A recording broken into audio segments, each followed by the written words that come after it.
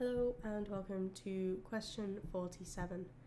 Are there any exercises you do to warm up your hands before playing, to make them more dexterous, flexible, limber, ready for play? Do these exercises vary by instrument? So yes, I do. I play scales and these things from this book called A Dozen a Day exercises. I haven't done those personally in a while, but I teach them. And they just have certain exercises. They're all named things like walking, running, splits, skipping, like names like that. So they sort of tell a story as you're playing these exercises, and you can play them slow, quick, they're repeated, things like that. It's nice sometimes to just, and with scales, you can often warm up in the scale of the piece you're intending on playing, or the pieces you're intending on playing.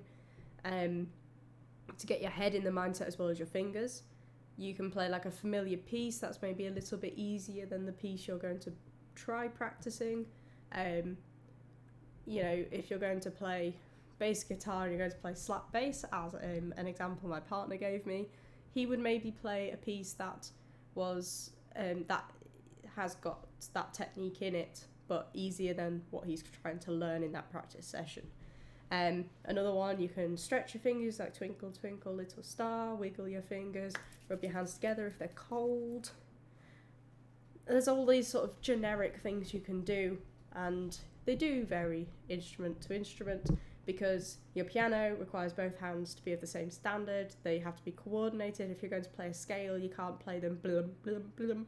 They have to go together. In ukulele, your hands are doing very different things. You've got one hand that's either strumming or picking, and this hand's doing, either or like chord holding. So they're very different things required.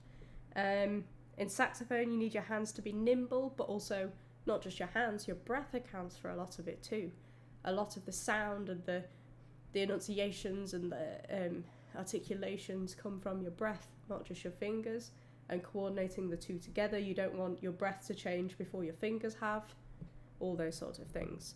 So yes, it varies instrument to instrument, but I guess the groundwork's for it are all the same. If you do stretching hands, that's going to work for a lot of instruments in there.